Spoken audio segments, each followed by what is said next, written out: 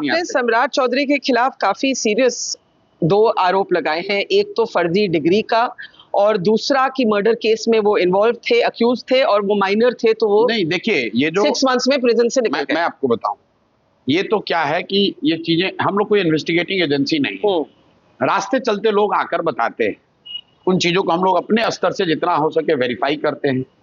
अगर वेरीफाई 100% मेरा कन्विक्शन नहीं तो मैं ये कहता हूं भाई ये बात आप पर बताई जा रही है, आप क्लियर कर दो।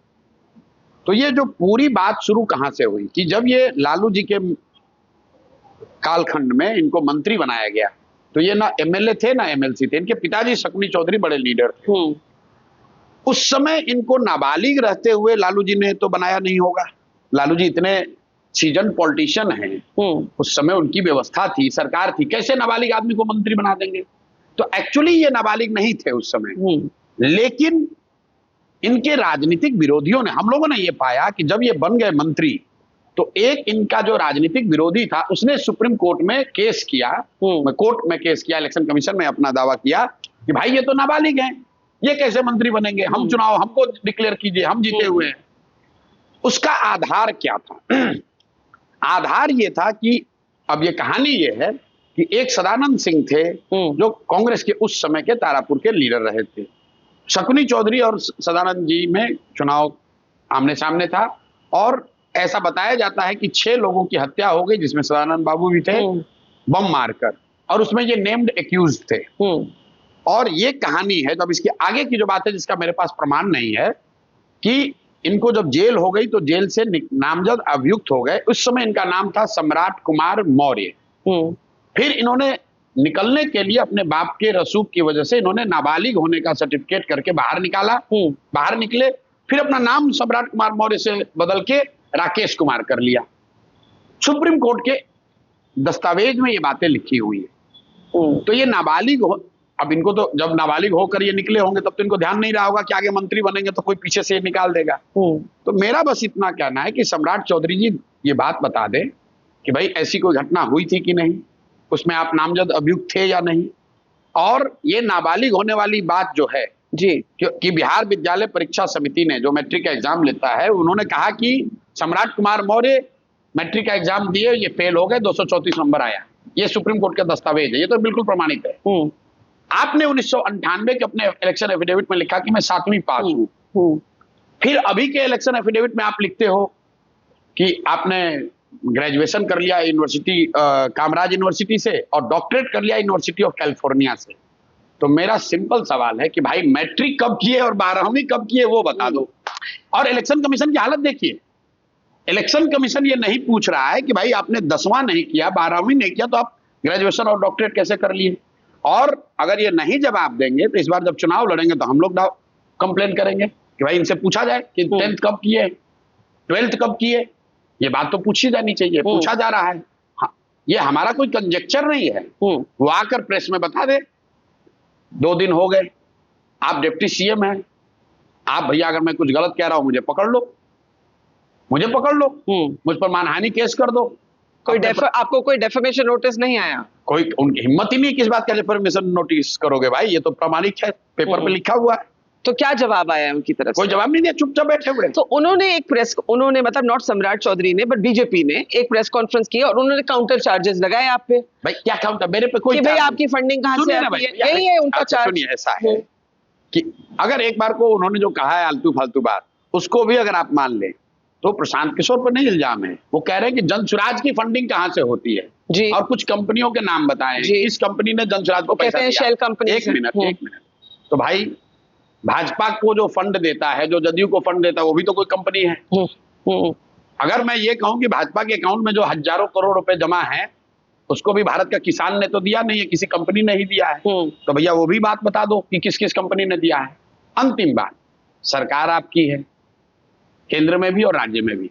प्रशांत किशोर कुछ गलत कर रहे हैं, आप जांच बैठा लो, ईडी भेज दो, सीबीआई भेज दो, अरेस्ट करा लो, दिक्कत क्या है इनका? नहीं, आप एक बात बताइए कि भाजपा इतनी सीधी, इतना कमजोर दल कब से हो गया? अगर हम ऐसी गलती कर रहे हैं, 3 बरस से कर रहे हैं, तो आप लोग इन पर तो इल्जाम यही है कि ईडी सीबीआई का दुरुपयोग करते हैं, यहां पर तो सदुपयोग करने की बात है।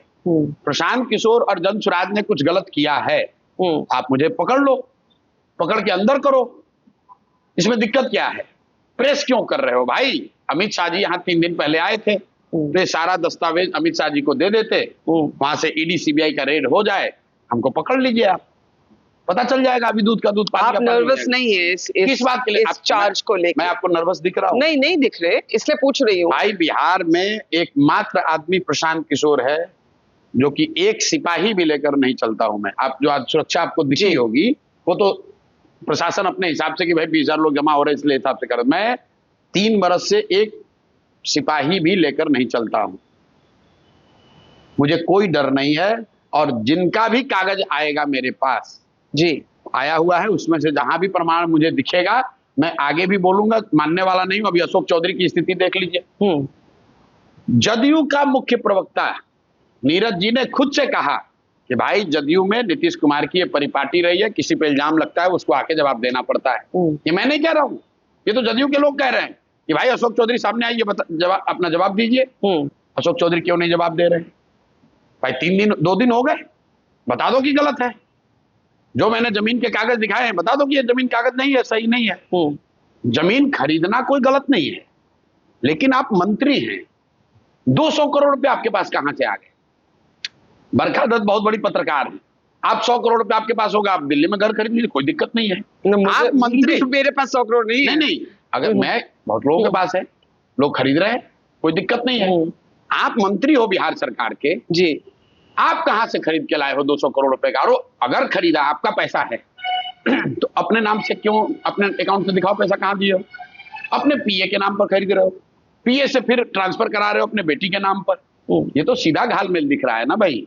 प्रशांत किशोर का घर है, हमारा, हम लोग जहां बैठे हैं, मान लीजिए जिनका भी घर है, उन्होंने अपने अकाउंट से पैसा दिया होगा, उनके नाम का घर है, संभव है 200 करोड़ से ज्यादा का हो। लेकिन हम अपने अकाउंट से पैसा देंगे ना, और सरकार, जब हम अपने अकाउंट से पैसा देंगे तो सरकार को हम ये बताएंगे कि ये पैसा आया कहां से, उस पर टैक्स भरा हुआ है। बेनामी लोग क्यों तो कर आप रहे हैं? देर कर रहे हैं एक तरह से केंद्र सरकार को कि भाई अगर मेरे खिलाफ कुछ है तो कर लो, कर लो। आज से थोड़ी कर रहे हैं, 3 साल से कर रहे हैं। मुझे ये बताइए, आपने बीच में कहा कि एक तरह से नीतीश कुमार की स्थिति आज देख के आपको मनमोहन सिंह की यूपीए 2 की याद आती है। आपको पर्सनली नहीं लगता है? आई सी द मेटाफर कि नहीं, जैसे पर्सनली डिसेंट। देखिए, मैं नीतीश, आप 15 में नीतीश जी का इंटरव्यू लेने आए थे जी, मैं नीतीश जी की मदद कर रहा था उस समय 15 में। मैंने नीतीश कुमार का वो आंच देखा है, वो रुतबा देखा है कि किसी की हिम्मत नहीं है कि कोई आकर ये कह दे कि भैया ये फेवर हो जाए। आज उनकी स्थिति ये है कि नीतीश कुमार को पता भी नहीं चलता है कि हो क्या रहा है। फेसबुक से ही 10-10 हजार करोड़ रुपए की स्कीम घोषित हो रही है, उनके इर्द गिर्द के सारे लोग अपने परिवार वालों की नियुक्तियां करा रहे हैं। यही अशोक चौधरी 57 साल की उम्र में पटना यूनिवर्सिटी में अभी 2 महीना पहले प्रोफेसर हो गए। कैसे हो गए भाई? कैसे हो गए आप बताइए? नीतीश जी की आरजेडी के साथ अलायंस की सरकार थी। सुशील मोदी जी ने आरोप लगाया तेजस्वी यादव, लालू यादव पर। नीतीश जी ने क्या कहा? भाई सार्वजनिक तौर पर आकर आप एक्सप्लेन कर दीजिए, अगर एक्सप्लेन नहीं कीजिएगा तो मैं आपके साथ नहीं रह सकता हूं। तो अगर ये बात तेजस्वी यादव पर लागू होती है, लालू यादव के परिवार पर लागू होती है, क्योंकि वो मान लीजिए यहाँ के सबसे डिफेम्ड करप्शन के नाम पर लीडर्स हैं, उनको सजा हुई है, लोग उनको चारा चोर कहते हैं, उन पर ये लागू हुआ है, तो अशोक चौधरी तो अपने आप को ईमानदार बता रहे हैं।